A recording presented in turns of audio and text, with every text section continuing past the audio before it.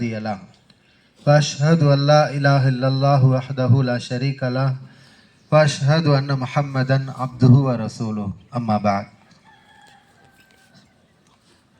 يا أيها الناس اتقوا ربكم الذي خلقكم من نفس واحدة وخلق منها زوجها وبث منهما رجالا كثيرا ونساء واتقوا الله الذي تساءلون به والأرحام إن الله كان عليكم رقيبا يا أيها الذين آمنوا اتقوا الله حق تقاته ولا تموتن إلا وأنتم مسلمون يا أيها الذين آمنوا اتقوا الله وقولوا قولا سديدا يصلح لكم أعمالكم ويغفر لكم ذنوبكم ومن يطع الله ورسوله فقد فاز فوزا عظيما.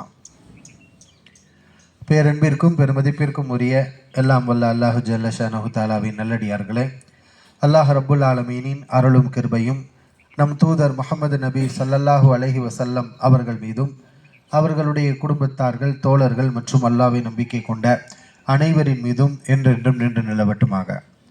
எல்லாம் வல்ல அல்லாஹ்வின் நல்லடியார்களே, இந்த ரமலான் மாதத்தில் அல்லாஹ்விற்காக பல்வேறு வணக்க வழிபாடுகளை நாம் செய்திருப்போம். இந்த ரமலான் வணக்கங்கள், அதைத் தொடர்ந்து இன்றைய தினம் நாம் பெருநாளில் கொண்டாட்டங்களில் ஈடுபடுகின்றோம். இந்த பெருநாள் எதற்காக, இந்த ரமலான் எதற்காக என்றால், அல்லாஹ் சுப்ஹானஹு வ தஆலா அல் குர்ஆனில் ஒரு ஆயத்தில் குறிப்பிடுகிறான், ஷஹ்ரு ரமதான், இந்த ரமலான் மாதத்தில் நீங்கள் நோன்பு நோற்க வேண்டும். வலி துக்குமிலுல் ஆய்தா, அந்த மாதத்தை நீங்கள் முழுமையாக பரிபூர்ணப்படுத்த வேண்டும். வலித்து கப்பீருல்லாஹ அலாமா ஹதாக்கும், அந்த மாதத்தில் முழுமையான வணக்க வழிபாடுகளை செய்த பிறகு நீங்கள் அல்லாஹ் உங்களுக்கு நேரான வழியை காட்டியதற்காக அவனை நீங்கள் பெருமைப்படுத்த வேண்டும். இந்த ரமலான், இந்த பெருநாள் கொண்டாட்டம் எல்லாம் இந்த காரணத்துக்காக தான்.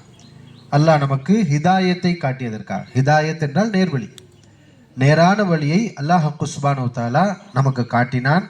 நாம் நேர்வழி பெற்றவர்களாக இருக்கின்றோம். அதற்காக நீங்கள் அதிகமாக அல்லாஹ்வை பெருமைப்படுத்துங்கள் என்று அல்லாஹ் அல் குர்ஆனிலே குறிப்பிடுகின்றான். இந்த பெருநாளில் அல்லாஹ் அக்பர், அல்லாஹ் அக்பர், அல்லாஹ் அக்பர் என்று இந்த தக்பீர் முழக்கங்கள் எதற்கு? அல்லாஹ் பெரியவன், அல்லாஹ் மிகப்பெரியவன், அல்லாஹ் மிகப்பெரியவன் என்று நாம் திரும்ப திரும்ப சொல்கின்றோமே, எதற்காக இந்த தக்பீர் முழக்கம் என்றால், என்னை படைத்த ரப்புல் ஆலமீனே, நீ எனக்கு நேரான வழியை காட்டினாய், என்னை நீ முஸ்லிமாக ஆக்கியிருக்கின்றாய், சொர்க்கத்துக்குரிய பாதையை எனக்கு புரிய வைத்திருக்கின்றாய், உனக்கு விருப்பமான காரியங்கள் எவை, உன்னை கோபமூட்டக்கூடிய பாவமான காரியங்கள் எவை, நான் எதற்காக படைக்கப்பட்டேன், இந்த நோக்கங்களை எல்லாம் புரிந்து என்னை படைத்த ரப்புல் ஆலமீனை நம்பியவர்களாக அல்லாஹ் சுப்ஹானஹு வ தஆலா நம்மை ஆக்கியிருக்கின்றார். ஆக இந்த நேர்வழி நமக்கு கிடைத்ததற்காக அல்லாஹ்வை நாம் பெருமைப்படுத்துகின்றோம். அதற்காகத்தான் இந்த தக்பீர். இப்போ நேர்வழினா எது? ஹிதாயத் என்பது எல்லோருக்கும் கிடைக்காது. உலகத்தில் கோடான கோடி மக்கள் இருக்கிறாங்க, எல்லாருக்கும் இந்த நேர்வழி கிடைச்சிருமானா, ஒமா கான லி நஃப்ஸின் அன் துமின இல்லா பிஇذனில்லா, அல்லாஹ்வின் அனுமதி இல்லாமல் எந்த ஒரு ஆத்மாவும் நம்பிக்கை கொள்ள முடியாது. நபிகள் நாயகம் ஸல்லல்லாஹு அலைஹி வஸல்லம் அவர்கள் கூட தனக்கு கிடைத்த இந்த நேர்வழி, தன் தோழர்களுக்கு கிடைத்திருக்கக்கூடிய இந்த நேர்வழி, தன்னுடைய சிறிய பெரிய தந்தை அபூ தாலிப் அவருக்கும் கிடைக்க வேண்டும் என்று ஆசைப்பட்டார்கள். ஏன்னா அபூ தாலிப் யாரு? நபிகள் நாயகம் ஸல்லல்லாஹு அலைஹி வஸல்லம் அவங்களுக்கு ரொம்ப பக்கபலமாகவும் உறுதுணையாகவும் இருந்தவர். ஆனால் அவர் லா இலாஹ இல்லல்லாஹ்ங்கிற கலிமாவை ஏற்றுக்கொள்ளவில்லை, இஸ்லாத்தை ஏற்றுக்கொள்ளவில்லை. தன்னுடைய பெரிய தந்தைக்கு இந்த ஹிதாயத்து கிடைக்கணும், இந்த பெரும்பாக்கியம் ஹிதாயத் நேர்வழி தன்னுடைய பெரிய தந்தைக்கு கிடைக்க வேண்டும்னு ஆசைப்பட்டாங்க. ஆனால் அல்லாஹ் சுப்ஹானஹு வ தஆலா அவருக்கு அதை நாடலை. அவர் இஸ்லாத்தை ஏற்றுக்கொள்ளாமையே மரணித்தார். பல தெய்வ கொள்கை வழிபாட்டிலேயே அப்படி மரணித்தார். அந்த சந்தர்ப்பத்தில் தான் அல்லாஹ் ரப்புல் ஆலமீன் குர்ஆன் ஆயத்தை இறக்குறான், இன்னக லா தஹ்தி மன் அஹ்பப்த, நபியை நீங்கள் விரும்பியவர்களுக்கெல்லாம் நேர்வழி காட்ட முடியாது. வலாக்கின் அல்லாஹ் யஹ்தி மன் யஷா, அல்லாஹ் தான் நாடக்கூடியவர்களுக்கு தான் நேர்வழி காட்டுவான். நீங்கள் ஒருவருக்கு ஆசைப்பட்ட நேர்வழி காட்டிட முடியுமா? அல்லாஹ் யாருக்கு நாடுறானோ அவங்களுக்கு தான் நேர்வழி கிடைக்கும். நிறைய நபிமார்களுடைய தந்தையர்கள் கூட பாருங்க நேர்வழி இல்லாமல் தான் மரணிச்சிருக்கிறாங்க. நபி இப்ராஹிம் அலைஹிஸ்ஸலாமுடைய தந்தை குர்ஆன்ல அல்லாஹ் சொல்லி காட்டுறான். தந்தைக்கு அவ்வளவு அழகாக பிரச்சாரத்தை எடுத்து சொல்றார். அவருடைய பேச்சை கேட்டு நிறைய மக்கள் ஈமான் கொண்டாங்க. ஆனால் இப்ராஹிம் அலைஹிஸ்ஸலாமை பெற்றெடுத்தாரே தந்தை, அவரை ஏற்றுக்கொள்ளலை. இப்போ நூஹ் அலைஹிஸ்ஸலாம் அவர்களுடைய மனைவி இஸ்லாத்தை ஏற்றுக்கொள்ளலை. இப்படி எத்தனை நபிமார்களுக்கு மிக நெருக்கமாக இருந்த உறவுகள் கூட ஈமான் கொள்ளவில்லை, இந்த ஹிதாயத்தை பெறவில்லை. ஏன்? அல்லாஹ் நாடல. அல்லாஹ் சுப்ஹானஹு வ தஆலா இந்த கோடான கோடி மக்களுக்கு மத்தியில் நமக்கு நாடி இருக்கானா இல்லையா? அதனால தான் நம்ம இங்கே உட்கார்ந்து இருக்கிறோம். அல்லாஹ் நமக்கு நாடி இருக்கிறான். இந்த நேர்வழினா எது நேர்வழி? நம்ப வேண்டிய விஷயங்களை நம்பணும். அல்லதீன யுமினூன பில் கைப், மறைவான விஷயங்களை நம்புவார்கள். சொர்க்கம், நரகம், அதற்காகத்தானே நம்ம இந்த உலகத்தில் முயற்சி பண்ணிட்டு இருக்கோம். நரகத்திலேருந்து தப்பிக்கணும், சொர்க்கத்தை அடையணும். இதுதான் அல்லாஹ் நம்மளை படைச்சதுடைய நோக்கம். அல்லாஹ்வை நம்புகிறோம், மலக்குமார்களை நம்புகிறோம், வேதங்களை நம்புகிறோம், தூதர்களை நம்புகிறோம். இந்த ஈமான், நம்ப வேண்டிய விஷயங்களை நம்புவது தான் நேர்வழி. யுகைமூன ஸலா, தொழுகையை நிலைநாட்டுவார்கள். எல்லா காலத்திலையும் நம்ம தொழுகணும். ரமலானில் தொழுத மாதிரி ரமலான் முடிந்த பிறகும் கடமையான தொழுகைகளை கண்டிப்பாக தொழுதுடணும். உபரியான தொழுகைகள் நமக்கு இயன்றால் நம்ம கூடுதலாக எவ்வளவு தொழுகிறோமோ அவ்வளவு நன்மை. தொழுகை நிலைநாட்டுவார்கள். மிம்மா ரஸக்னாஹும் யுன்ஃபிகூன், நாம் அவர்களுக்கு வழங்கியதிலிருந்து அவர்கள் செலவழிப்பார்கள். இதெல்லாம் அல்லாஹ் சொல்லிட்டு உலாயிக அலா ஹுதம் மிர் ரப்பிஹிம், இந்த காரியங்களை எல்லாம் செய்யக்கூடியவர்கள் தான் அல்லாஹ்வுடைய நேர்வழியில் இருக்கக்கூடியவர்கள். அப்போ ஹிதாயத் நேர்வழி அப்படின்னு சொன்னால் எது நேர்வழி? இந்த உலகத்தில் வாழும்போது நாம் அல்லாஹ் மேலே வைக்கக்கூடிய அந்த நம்பிக்கையும், சொர்க்கம் நரகத்தை நம்பி அதன் மீது உள்ள நரகத்தின் மீது உள்ள பயத்தினால், சொர்க்கத்தின் மீது உள்ள ஆசையினால் நாம் செய்யக்கூடிய வணக்க வழிபாடுகள், தொழுகை, நோன்பு, தானம், தர்மங்கள், இதுதான் ஹிதாயத். இந்த ஹிதாயத்தை அல்லாஹ் சுப்ஹானஹு வ தஆலா கஷ்டப்படாமல் நமக்கு கொடுத்துருக்கிறான். ஆனால் நமக்கு முன்னாடி சென்றவங்கெல்லாம், நபியும் நபிகள் நாயகம் ஸல்லல்லாஹு அலைஹி வஸல்லம் தோழர்களும் இந்த ஹிதாயத்தை செயல்படுத்துறதுக்காக, இந்த ஹிதாயத்தை கடைபிடிக்கிறதுக்காக பெரிய விலையை கொடுத்தாங்க, மிகப்பெரிய தியாகத்தை செஞ்சாங்க. அது மாதிரியான தியாகங்கள் எல்லாம் நம்ம செய்யாமலேயே, கஷ்டம் இல்லாமலேயே நாம் இந்த ஹிதாயத்தை பெற்றிருக்கிறோம். இப்போ நபி தோழர்கள் எவ்வளோ கஷ்டப்பட்டாங்க. சில பேர் உயிரை தியாகம் பண்ணாங்க இந்த தொழுகையை கடைபிடிக்கிறதுக்காக. நபிகள் நாயகம் ஸல்லல்லாஹு அலைஹி வஸல்லம் கொண்டு வந்த இந்த மார்க்கத்தை நடைமுறைப்படுத்துறதுக்காக அவங்களுக்கு உரிமை பறிக்கப்பட்டது. யாசிர் ரலியல்லாஹு அன்ஹு, அவருடைய உடல் 2 கூறாக பிரித்தெடுக்கப்பட்டு அவர் கொலை செய்யப்பட்டார்.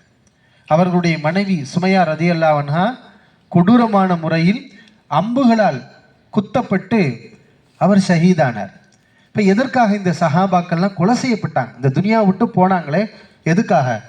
நான் நபியுடைய மார்க்கத்தை விட்டுட்டு போக மாட்டேன், இந்த ஹிதாயத்தை நான் விட மாட்டேன். ஒரு நிர்பந்தம் கொடுத்தாங்க, நீ இதை கடைபிடிக்க கூடாது, எங்களுடைய கலாச்சாரத்தை தான் கடைபிடிக்கணும், முஹம்மது ஸல்லல்லாஹு அலைஹி வஸல்லம் கொண்டு வந்த இந்த நேர்வழியை பின்பற்றக்கூடாது என்று அவர்கள் நிர்பந்திக்கப்பட்டார்கள். ஆனால் அவர்கள் இந்த மார்க்கத்தில் உறுதியாக இருந்தாங்க. எங்கள் உயிரே போனாலும் நாங்கள் நபியுடைய மார்க்கத்தை விட மாட்டோம், அல்லாஹ் எங்களுக்கு கொடுத்த இந்த ஹிதாயத்தை இழக்க மாட்டோம், உறுதியாக. அதனுடைய விளைவு என்ன? அவங்க சொர்க்கத்துக்கு போயிடுவாங்க. ஆனால் இந்த உலகத்தில் இந்த நேர்வழியுடைய அருமையை, அதனுடைய மகிமையை அவர்கள் உணர்ந்த காரணத்தினால் உயிரையே அதுக்கு கொடுத்தாங்க. இந்த ஹிதாயத்துக்காக உயிரை கூட கொடுக்கலாம் என்ற அளவுக்கு அந்த மக்கள் அதை புரிஞ்சு வச்சிருந்தாங்க. செல்வத்தை கொடுத்தாங்க. சொந்த ஊர் நம்ம கேள்விப்படுறோமா இல்லையா? நபியுடைய ஊர் மக்கா, முஹாஜிர்கள் சஹாபாக்களுடைய ஊர் மக்கா. ஆனால் என்ன பண்ணாங்க? அந்த மக்காவில் நபிகளார வாழ விடலையே, அங்கேருந்து அவங்கள அடித்து விரட்டி விட்டாங்களா இல்லையா? இப்போ நபியும் நபித்தோழர்களும் சொந்த ஊரை விட்டுட்டு மதீனாவுக்கு ஹிஜ்ரத் பண்ணி போனாங்க. இது எவ்வளோ பெரிய ஒரு தியாகம். எதுக்காக? எல்லாரும் நம்ம சொந்த ஊரில் தானே இருக்க ஆசைப்படுவோம். ஆனால் நபியும் நபித்தோழர்களும் மக்காவை விட்டுட்டு மதீனாவுக்கு போகிறாங்க. மக்கா என்பது அவங்களுக்கு ரொம்ப பிடித்தமான ஒரு ஊர். போகும்போதே அவங்களுக்கு உடம்பு, அந்த காலநிலை, மதீனாவுடைய சீதோசன நிலை ஒத்துக்கறல, காய்ச்சல் வருது, உடம்பு முடியாமல் போகுது. நிறைய சஹாபாக்கள் முடியாமல் போகிறாங்க. இப்போ இவ்வளவு சிரமங்களுக்கு மத்தியில் அவங்க சொத்து மக்காவில் இருக்குது, அவங்க சொந்த பந்தம் மக்காவில் இருக்குது, அவங்களுடைய ஊர் மக்கா, எல்லா வகையிலும் அவர்கள் பிறந்த மண் மக்கா. ஆனால் அதை எல்லாத்தையும் விட்டுட்டு போனாங்களே மதீனாவுக்கு. எதுக்கு? சம்பாதிக்க போனாங்களா? வேறு ஏதாவது உலக ஆதாயத்தை தேடி எதுவுமே கிடையாது. அவர்கள் அல்லாஹ்வுக்காக தான், இந்த தீனுக்காக. மக்காவிலே ஹிதாயத்தை கடைபிடிக்க முடியலை, இஸ்லாத்தை கடைபிடிக்க முடியலை. அல்லாஹ்வுடைய பூமி விசாலமானது. இங்கே இல்லாட்டினா உலகத்தில் வேறு எங்குவாவது நம்ம போவோம். போய் நம்ம ஒரு முஸ்லீமாக வாழ்வோம், இந்த மார்க்கத்தை நம்ம கடைபிடிப்போம். இந்த மார்க்கத்துக்காகத்தான் பொருளையும் குடும்பத்தையும், நிறைய பேர் குடும்பத்தை விட்டுட்டு போனாங்க, சொந்த ஊரை எல்லாத்தையும் விட்டுட்டு எவ்வளோ பெரிய தியாகத்தை அந்த மக்கள் செஞ்சாங்க, அல்லாஹ்வுக்காகத்தானே. அப்போ இந்த மார்க்கத்துடைய அருமையை புரிந்தவர்கள் இதற்காக பெரும் தியாகத்தை செஞ்சாங்க. ரசூலுல்லாஹி ஸல்லல்லாஹு அலைஹி அவர்கள் நிறைய போர்களை செஞ்சுச்சாங்களே, இந்த போர்கள் எல்லாமே எதுக்கு? இந்த ஹிதாயத்துக்காகத்தான். நீ முஸ்லீமாக வாழக்கூடாது, இஸ்லாத்தை கடைபிடிக்க கூடாது என்று எதிரிகள் நபி அவர்களுக்கும் நபித்தோழர்களுக்கும் தொல்லை கொடுத்து கொண்டே இருந்தார். அதனால் இந்த போர், ஒரு போர்க்களம், ஹந்தக் போர்க்களத்தில், ஹந்தக்னா அகல் போர், நபிகள் நாயகம் ஸல்லல்லாஹு அலைஹி வஸல்லம் மதீனாவை சுற்றி என்ன செய்கிறாங்க, குழி தோன்றாங்க. நல்ல அகலமான ஆழமான, எதிரிகள் தாண்ட முடியாத அளவுக்கு அகலமான குழி மதீனாவை சுற்றி தோன்றாங்க. எதுக்கு இந்த முடிவு எடுக்கிறாங்க? எதிரிகளுடைய எண்ணிக்கை அதிகம், நேருக்கு நேராக சண்டை போட்டு சமாளிக்க முடியாது. அப்போ எதிரிகளை வரவிடாமல் பண்ணணும் அப்படிங்கிறதுக்காக மதீனாவை சுற்றி குழி தோன்றாங்க. குழி தோன்றது இன்னைக்கு இருக்கக்கூடிய நவீன இயந்திரங்கள் அன்னைக்கு இருந்துச்சா ஈஸியாக குழி தோன்றதுக்கு? சஹாபாக்கள் தான் தங்களுடைய கைகளால் கடப்பாரை வச்சு அந்த மண்ணையும் கற்களையும் பேர்த்தெடுத்து குழி தோண்டினாங்க. அதிகாலை நேரம், கடுமையான குளிர் நிலவுகிற மதீனாவுடைய குளிர் எப்படி இருக்கும்? சுபு தொழுத பிறகு அந்த கடுமையான குளிரில் சஹாபாக்கள் அந்த குழியை தோன்றாங்க. நபியும் சேர்ந்து தோண்டினாங்க. நபி ஸல்லல்லாஹு அலைஹி வஸல்லம் நெஞ்சு வயிறு எல்லாமே மண்ணால் மூடப்பட்டு விட்டது. அவங்க மேலெல்லாம் மண் படிந்திருக்கிறது. அவ்வளவு சிரமம். ஒரு பாறை வருகிறது, அதை எடுக்க முடியவில்லை. நபி அவர்கள் அல்லாஹ் அக்பர் என்று சொல்லி ஓங்கி அடித்தார்கள். அந்த பாறை சுக்குநூறாக நொறுங்கியது. இவ்வளவு சிரமப்பட்டு அந்த குழியை தோண்டும் போது ரசூலுல்லாஹி ஸல்லல்லாஹு அலைஹி வஸல்லம் சொன்ன வார்த்தை என்ன தெரியுமா? இந்த சிரமங்கள் எவ்வளவு சிரமப்படுறாங்க, அந்த சிரமம் எதுவுமே உங்களுக்கு சிரமமா தெரியல. மிகப்பெரிய சிரமங்களை அனுபவிச்சாங்க, தியாகங்களை செஞ்சாங்க. ஆனா அந்த தியாகங்கள், அந்த சிரமங்கள்லாம் அந்த நபிக்கும் நபித்தோழர்களுக்கும் பெரிய விஷயமா தெரியல. என்ன காரணம்? அவங்க அந்த நேரத்தில் சொன்ன ஒரு வார்த்தை நினைச்சு பார்க்குறாங்க. லவ்லல்லாஹு மஹ்ததைனா, அல்லாஹ் மட்டும் இல்லை என்றால் நாங்கள் நேர்வழி பெற்று இருக்க மாட்டோம். வலா சல்லைனா, நாங்கள் தொழுது இருக்க மாட்டோம். வலா தசத்தக்னா, நாங்கள் தர்மம் செய்திருக்க மாட்டோம். வலா சும்னா, நாங்கள் நோன்பு நோற்று இருக்க மாட்டோம்.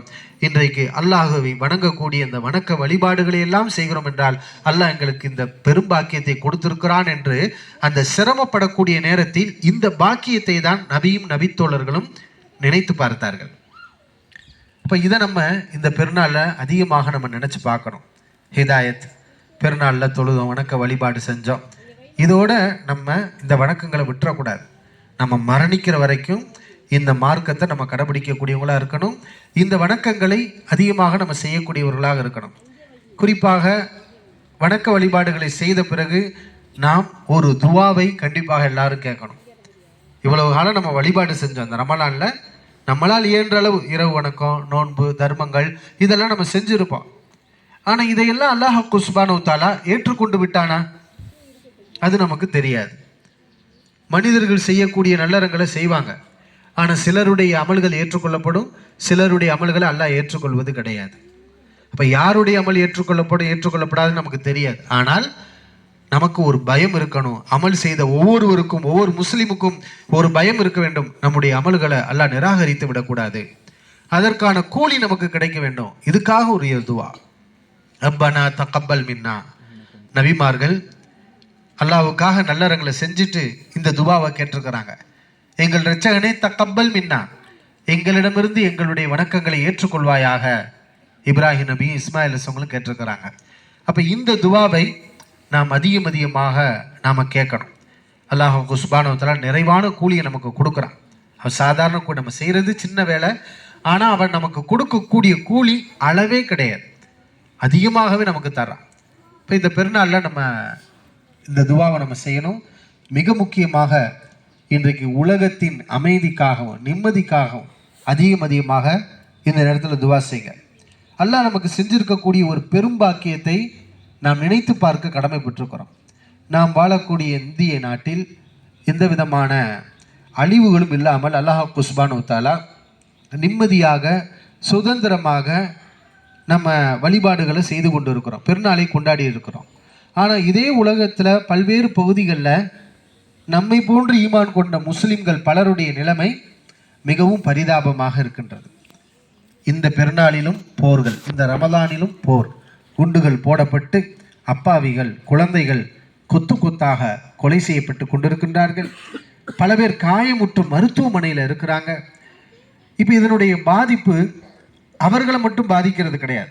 இப்போ உலகளாவிய அளவில் எல்லா மக்களையும், முஸ்லீம்கள், முஸ்லீம் அல்லாதவர்கள் என எல்லாரையும் ஒரு வகையில் ஏதோ ஒரு வகையில் பாதிக்கத்தான் செய்கிறது. எரிவாயு தட்டுப்பாடு, பெட்ரோல் தட்டுப்பாடு, விலை உயர்வு, இப்படி நிறைய பிரச்சனைகளை உலக மக்கள் சந்திக்கிறாங்க. இதுக்கு என்ன காரணம் அப்படின்னு பார்த்தோம்னா, சில மனிதர்களுடைய பேராசை, சில மனிதர்களுடைய அடக்குமுறை, தன்னை மிஞ்சி யாரும் வளர்ந்து விடக்கூடாது, பிறர் நன்றாக ஒரு நாடு வளர்ந்து விடக்கூடாது என்ற அந்த தீய சிந்தனையுடைய விளைவுதான் இது மாதிரியான அழிவுகளை இந்த உலகம் சந்தித்து கொண்டிருக்கின்றது. எனவே இந்த தீய சக்திகள் ஒழிக்கப்பட வேண்டும். உலகத்திலே இந்த போர்கள் எல்லாம் நிறுத்தப்பட வேண்டும். மக்கள் நிம்மதியாக, சந்தோஷமாக, ஆரோக்கியமாக வாழ வேண்டும். அதற்காக இந்த பெருநாள் தினத்தில் நாம் அனைவரும் துவா செய்து கொண்டு இந்த மார்க்கத்தை வலா தமூதுன்ன இல்லா வஅன்தும் முஸ்லிமுன், நீங்கள் முஸ்லிம்களாகவே தவிர மரணித்து விடாதீர்கள் என்று நபிகள் நாயகம் ஸல்லல்லாஹு அலைஹி அல்லாஹ் ரப்பல் ஆலமீன் அல் குர்ஆனில் சொல்லி காட்டுறான். எனவே இந்த ரமதானில் நம்ம தொழுதோம், நோன்பு வச்சோம், ரமலானோடு முடிச்சிடக்கூடாது. இன்னைக்கு பள்ளிவாசல்களில் பார்த்தா ரமலானில் கூட்டங்கள் அதிகமாக இருக்குது. ஆனால் ரமலான் முடிஞ்சுட்டா அந்த கூட்டங்கள் எங்கே போகிறது? அந்த நபர்கள் எங்கே செல்கிறார்கள்? அப்போ ஒரு பலகீனம் ஏற்படுகிறது. அல்லாஹ் ரப்பல் ஆலமீன் நம்ம இடத்துல எதிர்பார்க்கிறது என்ன? ரமலானில் உன்னிடத்திலே வந்த மாற்றம் ரமலானோடு முடிஞ்சு போயிடக்கூடாது, நீ மரணிக்கிற வரைக்கும் உன்னிடத்தில் அப்படியே தொடர்ந்து இருக்க வேண்டும் என்பது தான் அல்லாஹ் சுப்ஹானஹு வ தஆலா நம்மிடத்தில் எதிர்பார்க்கின்றான். அப்படிப்பட்ட தன்மைக்குரியவர்களாக இந்த தீனை, இந்த மார்க்கத்தை பெரும்பாக்கியமாக, இதை சொர்க்கவாசிகள் மறுமையில் நினச்சி பார்ப்பாங்க. இதே ஹிதாயத்தை பற்றி அவங்க சொல்லுவாங்க, சொர்க்கத்தில் சொல்லுவாங்க. சொர்க்கத்துக்கு போன பிறகு லவ்லல்லாஹு மஹ்ததைனா, சொர்க்கவாசிகள் சொல்லுவாங்க, அல்ஹம்துலில்லாஹி அல்லதி ஹதானா லிஹாதா